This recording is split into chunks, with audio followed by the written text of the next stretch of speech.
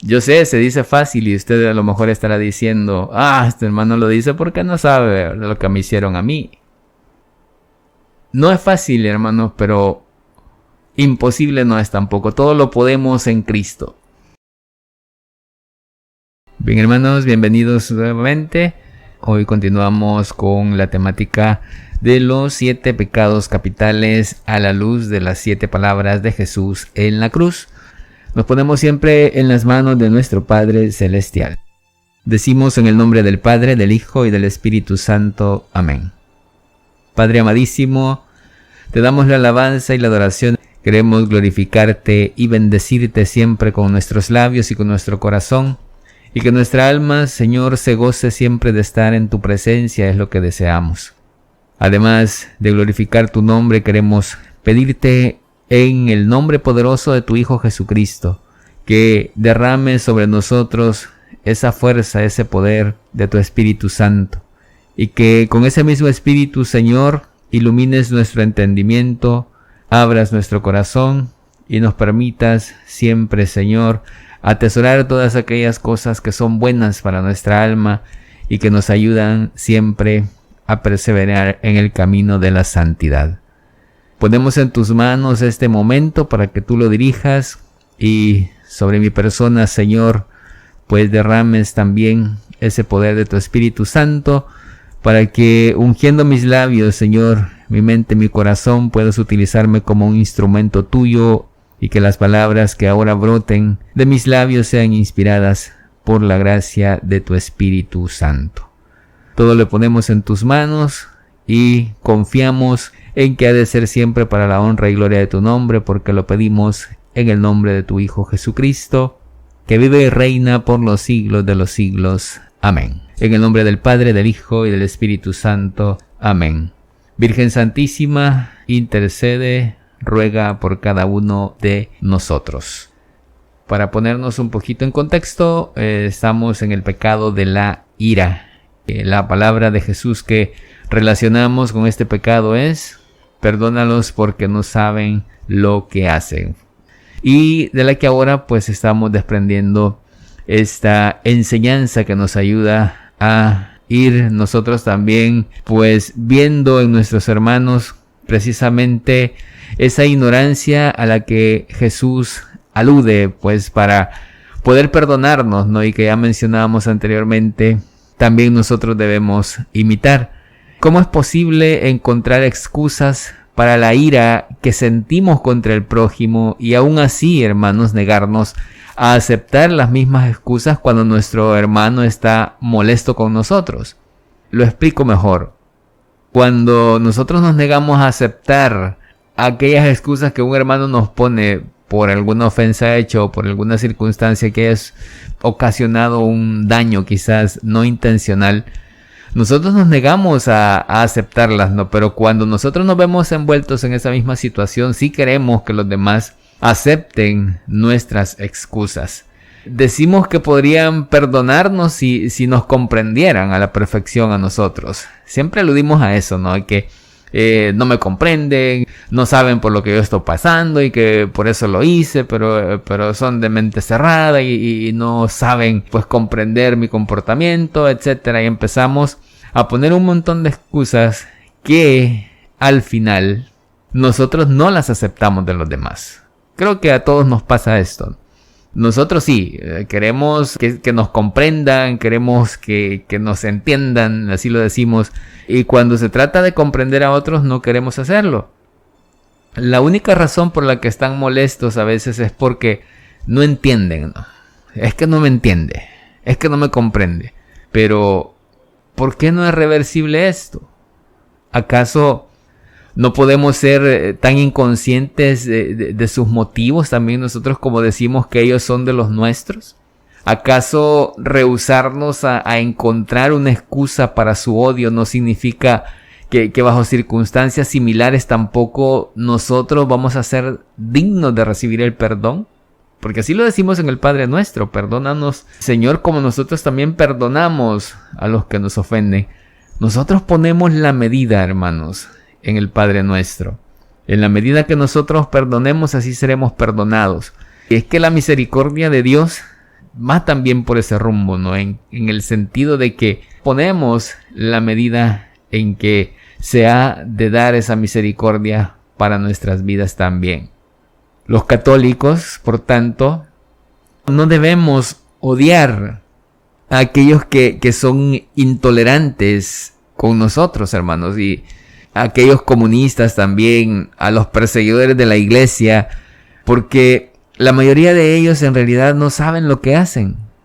A todos aquellos que a veces expresan, ¿no?, cosas ponzoñosas así acerca de la iglesia, hay que comprenderlos en cierto modo, porque en realidad son personas que ignoran la realidad de nuestra iglesia, desconocen de la realidad de nuestra iglesia, y hay que comprenderlos, hermanos, porque su resentimiento hacia la iglesia y hacia nuestros sacerdotes, si tuvieran ellos pues educación al respecto, si hubieran sido instruidos al respecto, no sería igual, ¿no?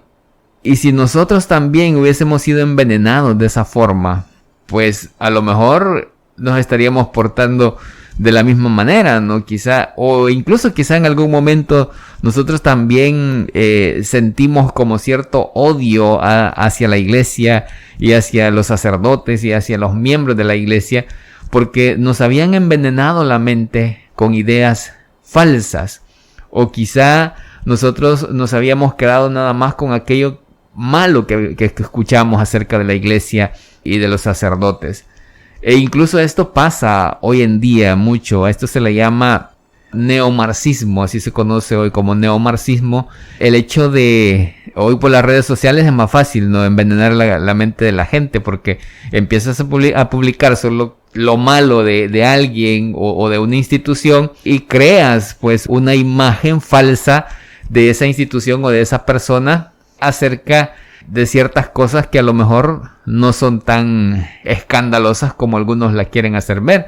Y esto pasa, como les digo, en las redes sociales hoy en día, porque el neomarxismo se dedica a eso, a nada más publicar o hacer evidente las cosas malas de algo o de alguien.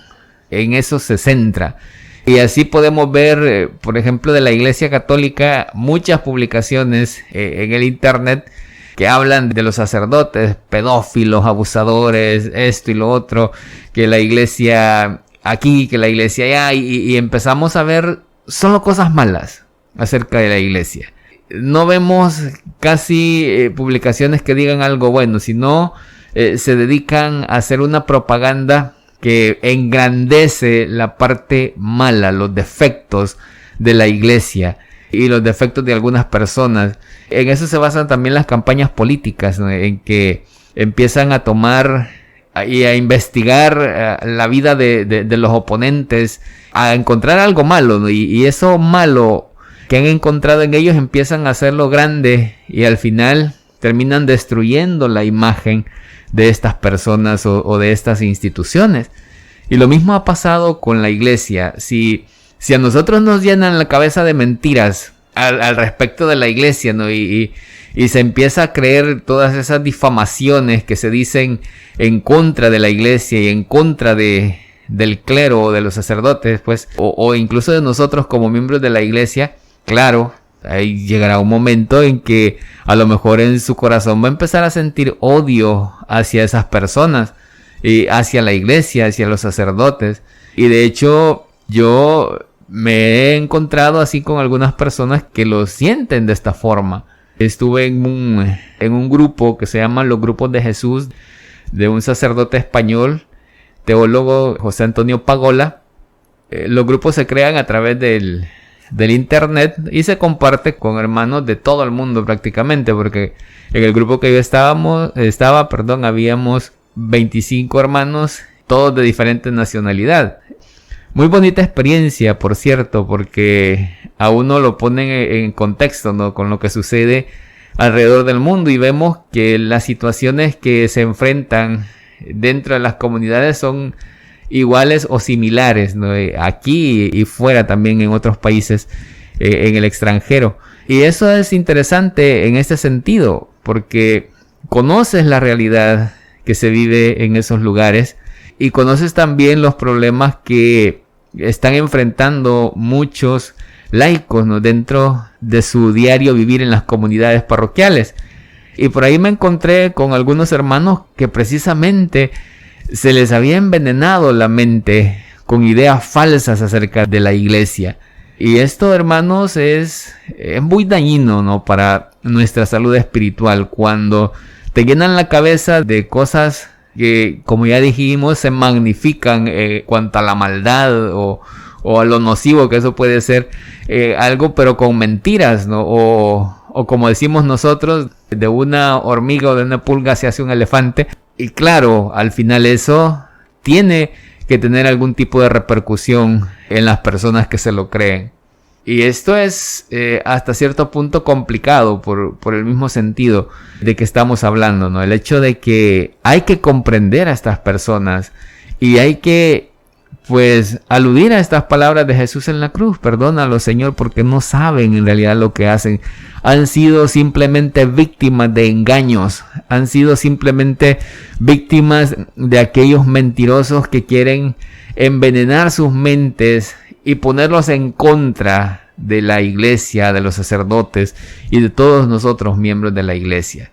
Y claro, como les decía, si nosotros nos viéramos en esa posición, a lo mejor estaríamos también atacando de alguna forma a la iglesia. Pero hay que nosotros caer en la cuenta, hermanos, de esto, de que se debe comprender, ¿no?, esta situación. No saben en realidad lo que hacen.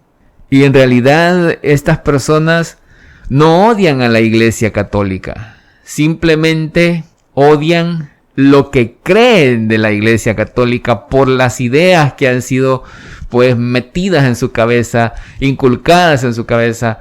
Odian eso. No odian a la iglesia en realidad, sino lo que creen sobre la iglesia. Aquello que han querido inculcarles, pero de una forma errónea. Y lo que ya dijimos, magnificar, maximizar, engrandecer lo feo que se vive dentro de la iglesia. Y no estamos negando que en la iglesia se viven situaciones feas y complicadas, pero tampoco llegan hasta esa magnitud como se hacen manifiestas en los medios de comunicación, que atacan a la iglesia despiadadamente. Un caso que haya de algún abuso o algún escándalo de este tipo, lo hacen viral en las redes sociales. Y hay cosas peores que hacen otros y de esas no se dice nada. Absolutamente nada. Entonces, hermanos, no podemos reclamar la parte que nos corresponde del perdón que se otorga a través de la primera palabra de Jesús en la cruz, a menos que estemos nosotros dispuestos a perdonar a los demás como nuestro Señor lo hizo con nosotros. Rogamos que se nos perdonen nuestras ofensas. Eso sí, nosotros rogamos, ¿no? Señor, perdóname, Señor. Sí, de verdad arrepentido estoy y perdóname mis pecados, mis ofensas. Pero ese perdón, hermano, solamente se va a conceder bajo una condición y no de otra forma. Y es la que ya dijimos. Así como nosotros perdonamos a nuestros deudores. Esa es la medida, esa es la condición. Y nosotros mismos la ponemos al rezar el Padre Nuestro. Nuestra propia ignorancia es otra razón para perdonar a los demás, hermanos. Desafortunadamente, a quien menos conocemos es a nosotros mismos. Quizás sabemos más de la vida de los demás que de nosotros mismos, ¿no? Conocemos 1000 veces más mejor los pecados de los demás que de los de nosotros mismos. Las debilidades de los demás y la falta de nuestro prójimo sí las sabemos muy bien, pero las nuestras como que no las queremos conocer, ¿no? Porque quizá va por ahí, no es que no las conozcamos, sino que no queremos conocerlas. Para juzgar a los demás, sí, pero para juzgarme a mí mismo, pues ahí como que no mucho, ¿verdad? Y de lo nuestro, pues mejor nos hacemos los de la vista gorda o los del ojo pacho, como lo decimos por acá. Ahí sí, nos queremos nosotros excusar, no queremos saber nada de eso, pero de los demás sí. Los pecados de otros, eso sí los conocemos hasta podemos hacer una lista, pero de los nuestros no. La crítica hacia los otros es mala, pero eso es la carencia de una autocrítica, y eso es peor todavía, porque cuando nosotros no sabemos ser autocríticos, cuando nosotros no podemos hacer un examen de conciencia como nos pide la iglesia que lo hagamos cuando vamos a la confesión, eso sí es crítico, hermanos, en nuestra vida, porque no saber ver nuestros defectos, ahí sí está complicada la cosa, porque eso no nos deja crecer en nuestra vida espiritual. Cuando nosotros pues ya nos llenamos de soberbia, quizá en cierto modo, porque creemos que todo lo hacemos perfecto, y nos cerramos a que se nos corrija nuestra vida, ahí sí vamos por mal camino, porque es parte de nuestro crecimiento espiritual el ver nuestro interior, ver nuestros defectos, llegar hacia esa autocrítica que nos ayuda a salir de ese pecado o de ese vicio o de cualquier otra cosa que nos esté atando en nuestra vida espiritual. Estaría menos equivocado juzgar si primero nos analizáramos, porque si apuntáramos el foco así, primero hacia el interior de nuestra alma, a lo mejor nunca nos sentiríamos, hermanos, con el derecho de dirigirlo hacia el alma de alguien más, si de verdad lo viéramos así. Y es que esto es complicado, hermanos, porque me imagino que a usted ya le ha pasado alguna vez, porque a mí ya me pasó en una ocasión. Yo antes veía a veces en algunos pecados y yo decía, no, es que eso no tiene perdón, es que esto y aquí y allá.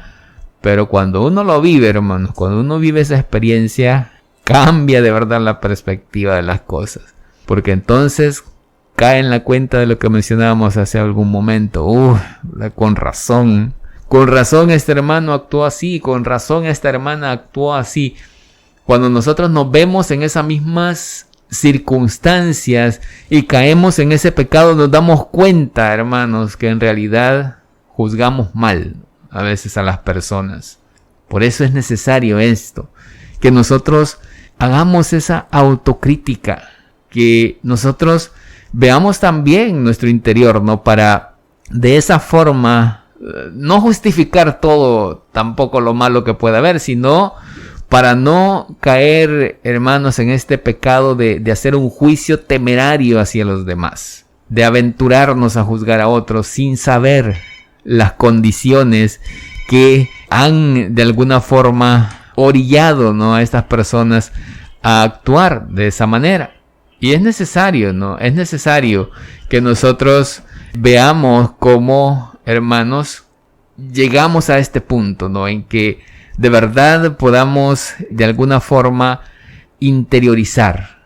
Y a veces huimos de eso. Estamos como evitando, ¿no?, esa intimidad con Dios, y huimos de enfrentarlo, y preferimos mejor escudarnos en el ruido de la sociedad, ¿no?, y de otras cosas para evitar enfrentar a Dios. Y dígame usted, ¿alguna vez ha ofendido a Dios usted? Lo más probable es que sí, ¿no? Porque ya lo dice el apóstol, el que diga que no ha pecado nunca es un mentiroso. Todos, hermanos, pecamos. Hasta el más justo se dice que peca en el día hasta, 5 veces o más. Pero ¿tiene esa persona algún derecho de estar enfurecida con nosotros de alguna forma? No. ¿Y tiene Dios el derecho de estar enfurecido con nosotros cuando nosotros le ofendemos? Sí, tiene derecho. Claro que tiene derecho. Pero no lo hace, no se enfurece con nosotros el Señor. Al contrario, nos ofrece siempre su perdón, su amor y misericordia cuando nosotros nos arrepentimos de corazón y nos acercamos a Él. Y de verdad, pues, con el corazón en la mano, así, ¿verdad? Con un acto de contrición puro, como lo hemos dicho en otras ocasiones, nos acercamos a pedir perdón de nuestras culpas. ¿Y por qué no deberíamos, estando tan necesitados de perdón, nosotros esforzarnos por alcanzarlo? Perdonando también a nuestro prójimo, a nuestros hermanos, a nuestras hermanas? La respuesta es la misma que hemos dicho, porque nunca a veces examinamos nuestra conciencia. Somos tan ajenos de nuestra verdadera condición que solo sabemos un poco quizás sobre nosotros, solo un poquito nada más. Pero ya de nuestro egoísmo, de nuestras envidias, de nuestros pecados, pues en general, de eso no sabemos nada ni queremos saber, como ya lo mencionábamos hace un momento. De hecho, con el fin de que nunca lleguemos a conocernos, odiamos esos momentos de silencio y evitamos, como ya decía, la soledad con Dios, pues me refiero a estar a solas con Dios, por miedo a que nuestra conciencia pueda tener quizás una conversación que a lo mejor se vuelva insoportable con nosotros mismos.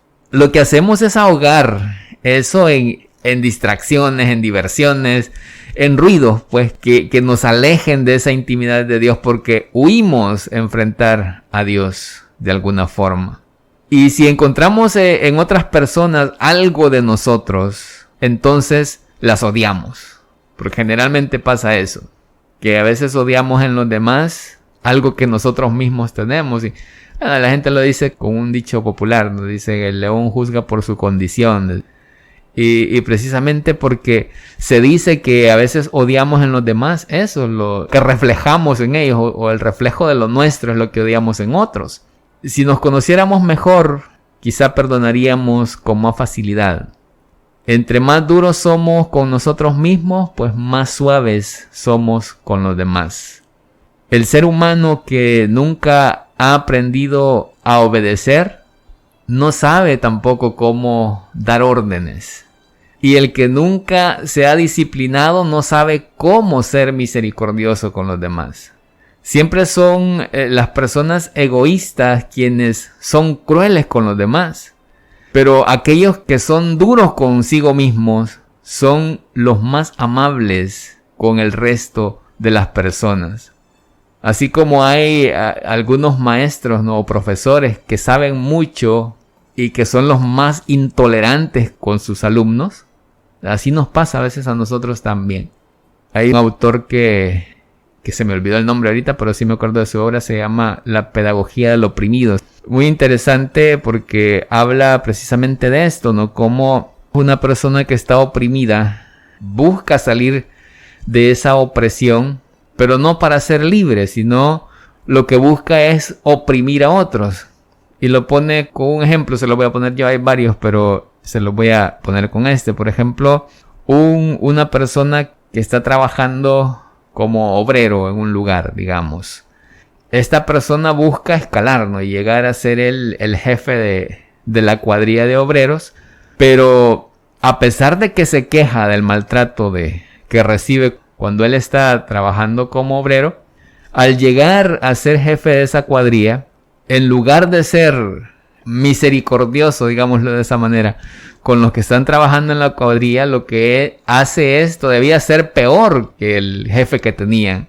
Porque en realidad él no buscó salir de esa opresión para ser libre, sino porque lo que quería era oprimir a los demás. Y eso nos pasa a todos los seres humanos. Queremos a veces escalar, ¿no?, y que nos pongan a dirigir, a coordinar, a ser líder o de jefe de algo, pero no lo queremos para ser libres en el sentido espiritual, sino que lo que buscamos es ser nosotros los que mandemos y oprimir a los demás, al resto. Eso es lo que sucede generalmente. El ser humano es así, desgraciadamente.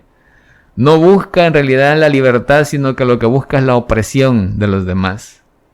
Solamente un señor que pensó tan bajo de sí mismo, estoy hablando de Jesucristo, claro, como para hacerse humano y morir como un criminal, solamente él, hermanos, podría perdonar la debilidad de aquellos que lo crucificaron. No es el odio el que está mal, es odiar la cosa equivocada lo que está mal. No es la ira la que está mal, sino sentir esa ira contra la cosa equivocada. Acá pone una frase el autor, dice, dígame quién es su enemigo y le diré quién es usted. Dígame cuál es su odio y le diré cuál es su carácter. Odia la religión, entonces su conciencia le perturba. Odia a los capitalistas, entonces a lo mejor usted es un avaro y quiere ser capitalista. Odia al obrero, entonces quizá usted es un egoísta y un arrogante, que dijimos ya, ¿verdad? Lo que quiere es oprimir a los demás. Odia al pecado, entonces usted ama a Dios.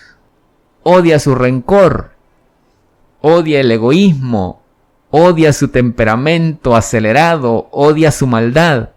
Entonces, hermanos, usted es un alma buena, porque lo dijo Jesucristo, si alguno viene a mí y no odia, y ahí pone esto y lo otro, y hasta su propia vida, entonces no puede ser discípulo mío.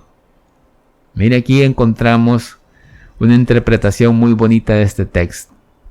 Odiar, hermanos, lo malo, odiar aquello que nos aleja de Dios, eso nos convierte en verdaderos discípulos de Cristo. Y como ya dijimos, hay que odiar, pero lo correcto, y odiar el pecado es lo correcto, odiar la maldad es lo correcto. Ahí vamos por buen camino. Otra lección que se deriva o se desprende de esta palabra de Jesús pronunciadas en la cruz es que no existe un límite para el perdón. Nuestro Señor Jesucristo perdonó cuando Él mismo era inocente y no porque Él mismo hubiese sido perdonado, no. De ahí que debamos nosotros perdonar no solo cuando hemos sido perdonados, sino incluso cuando somos inocentes. Que esto a alguno de nosotros a lo mejor le ha pasado. Usted que está escuchando, en algún momento le han acusado de algo de lo que usted es inocente, y qué feo es eso, ¿no? Que lo señalen a uno por algo que uno no ha hecho. Y difícil es perdonar en esas circunstancias, pero Jesús lo hizo. Siendo inocente, perdonó. Y nosotros estamos llamados a hacer lo mismo, porque nosotros estamos llamados a imitar a Jesús, que es nuestro maestro. El problema de los límites del perdón hasta perturbó al apóstol Pedro en algún momento, quien le preguntó a Jesús, Señor, ¿cuántas veces tengo que perdonar las ofensas que me haga mi hermano? Y le dice, hasta 7 veces, siendo él todavía así como quien dice, verdad, yo lo he hecho hasta cierta cantidad de veces. Pensó Pedro que al decir hasta 7 veces estaba siendo muy generoso en cuanto al perdón. Pues serían 4 veces más de lo que imponían los maestros judíos. Que los maestros judíos decían que eran 3 nada más. Y quizá de ahí se deriva esa frase de la tercera es la vencida. Y él fue todavía más indulgente, Pedro, y dijo hasta 7 veces. Y con eso ya pensó que él, no hombre, me paso de generoso, dijo Pedro. Y luego escuchan de Jesús algo que no se lo esperaba a lo mejor. Como nos pasa a veces a nosotros que pedimos a Jesús algo y la respuesta pues como que no nos cuadra mucho. Y Jesús le dice que no, que incluso hay que perdonar más. Pedro propuso un límite más allá del cual no habría espacio para la clemencia, ¿no? Después de eso. Y asumió que el derecho de ser perdonado se perdía automáticamente después de 7 ofensas. Y eso equivaldría más o menos a decir, renuncio a mi derecho de cobrarle las deudas que tiene conmigo si nunca llega a deberme más de $7, digamos, por ejemplo. Me puede deber 1, 2, 3, 4, 5, hasta 6, pero y 7 incluso, pero más de 7 ya no. Pero en el momento en que excede esa suma, esa cantidad, pues tiene que pagarme todo lo que me debe sin importar su valor. Y hasta lo puedo estrangular por $8 y no hay problema porque ya está establecido el límite. Al responderle a Pedro, nuestro Señor Jesucristo dice, no, Pedrito, no, es que el perdón no tiene límites. El perdón es la renuncia a todos los derechos y la negación de los límites. No hay límite para el perdón. No te digo hasta 7 veces, sino hasta 70 veces 7. Y no haga multiplicaciones, hermano, porque no significa que son 490 y no va a llevar ahí apuntes, ¿verdad? Ya, 1, 2, 3, 4, 5. No. Eso significa infinidad de veces. Y a continuación, nuestro Señor Jesucristo contó la parábola del servidor despiadado que inmediatamente después de que su Señor le hubiera perdonado una deuda de 10,000 talentos, ahogó a uno de sus compañeros porque le debía 100 denarios. Y aquí vemos la clara implicación, ¿no? Es que las ofensas por las que Dios perdona están fuera de la proporción respecto a las que nuestro prójimo comete contra nosotros. La relación mencionada en la parábola es de 1,000,000 quizá y 1/4 frente a 1 más o menos es la relación que hay. El servidor desalmado al negar la misericordia a su deudor ocasionó que la piedad tenida con él le fuera revocada. Imagínense el ejemplo que pone Jesús, porque ya se había sido perdonado, pero cuando él se niega a perdonar al otro, entonces él también pierde el derecho al perdón. Y aquí están inmersas esas palabras del Padre Nuestro, porque ahí se impone la medida, ¿no? Y nosotros mismos la decimos con nuestros labios. Perdonar de acuerdo a lo que nosotros perdonamos, en la medida que nosotros perdonamos. Y esta acción, pues, le cuesta precisamente a esta persona el hecho de que le fuera revocada esa piedad que se tuvo con él. Su culpa no consistió en que, necesitando misericordia, se rehusara a mostrarla, sino que en que, habiendo recibido misericordia, aún así él mismo no la tuvo con su prójimo. Este es el asunto, hermano. Que aún siendo Dios misericordioso con nosotros nos rehusamos a ser misericordiosos con nuestro prójimo. Y dice Jesús, esto mismo hará con ustedes también mi Padre Celestial, si no perdonan de corazón cada uno a su hermano. Ay, hermanos, esas palabras duelen en lo más profundo del corazón, porque se establece la medida del perdón. ¿Y quién la establece? No es Dios, somos nosotros.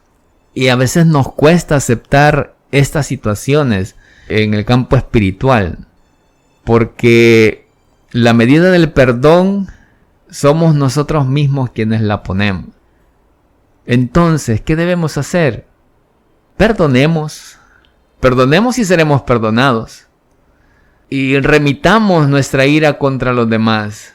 Y entonces Dios también la va a remitir contra nosotros. El juicio es una cosecha en la que nosotros sembramos lo que más tarde vamos a recoger. Si durante la vida sembramos ira contra nuestros hermanos, eso es lo que vamos a recoger luego, hermano. Y hay que pensar esto mucho, hay que meditarlo, porque la ira de la justicia de Dios es la que vamos a enfrentar al final. No juzguemos y no vamos a ser juzgados. Si durante nuestra vida perdonamos a los demás desde el fondo de nuestro corazón, en el día del juicio, aquel Dios que todo lo sabe, se permitirá algo bastante inusual, incluso para Él mismo, porque va a olvidar sumar y solamente va a restar. Va a restar pecados de nuestra vida. Él, que tiene memoria desde toda la eternidad, ya dijimos, todo lo sabe, todo lo conoce. Mire qué interesante, no recordará más nuestros pecados. Así lo dice la misma palabra. Y imagínense, hasta contradictorio puede parecer esto, ¿no? Porque Dios todo lo sabe, Dios todo lo conoce. Pero si nosotros nos arrepentimos de nuestro pecado, dice que Él se olvida. Ya no se acuerda que nosotros pecamos cuando nosotros nos arrepentimos de corazón. Qué bonito esto, hermanos, qué hermoso, porque si Dios se acordara de todos nuestros pecados y nos tuviese que juzgar de acuerdo a la severidad con que hemos pecado también nosotros, pues, ¿qué nos esperaría, no? ¿Qué nos depararía? Pero no, si nos arrepentimos, Él se olvida por completo de nuestro pecado. Y nos va a perdonar sobre esa base, ¿no? Que ya no se recuerda lo que hicimos. Simple y sencillamente. Ya me olvidé, tranquilo, pasa al banquete de tu Señor. Qué bonito, ¿no? Qué bonito esto. Esto, hermanos, es hermoso para nosotros y nos debe invitar, pues, a ser misericordiosos. Bien puede ser que si veo una mano que ahora después de escuchar la primera palabra en la cruz concede su bendición generosa a un enemigo, incluso se olvide el hecho de que alguna vez ha sido un puño cerrado, ¿no? Que solo ha querido golpear y dañar a los demás. Puede que sea eso lo que vamos a enfrentar con el Señor. Crucificamos de nuevo a Jesús a cada momento, a cada hora, con nuestras acciones hacia los demás. Cuando nosotros no estamos dispuestos a perdonar a los demás, cuando nosotros no estamos dispuestos a ofrecer esa misericordia a los demás. Así que, hermanos, me quedo hasta acá con el pecado de la ira. La invitación siempre es, hermanos, abrirnos también a la misericordia. No solo para recibirla, hermanos, también para darla a los demás. En esa misma medida que recibimos perdón de parte de Él, la sepamos dar también a aquellas personas que se acercan a nosotros a pedirnos perdón. Yo sé, se dice fácil y usted a lo mejor estará diciendo, este hermano lo dice porque no sabe de lo que me hicieron a mí. No es fácil, hermanos, pero imposible no es tampoco. Todo lo podemos en Cristo. Todo lo podemos si nos dejamos guiar por el Señor a través de su Espíritu Santo. Pidámosle nosotros a nuestra Madre Santísima, la Virgen María, que nos ayude con su intercesión y que también con su ejemplo nosotros podamos de alguna forma imitarlo, ¿no? y ser compasivos también con los demás, así como ella lo fue con aquellos verdugos que crucificaron a su Hijo. Pidámosle a ella que ruegue por nosotros, que interceda por nosotros, y la saludamos diciendo: Dios te salve María, llena eres de gracia, el Señor es contigo. Bendita eres entre todas las mujeres, y bendito el fruto de tu vientre Jesús. Santa María, Madre de Dios, ruega por nosotros pecadores, ahora y en la hora de nuestra muerte. Amén. En el nombre del Padre, del Hijo y del Espíritu Santo. Amén.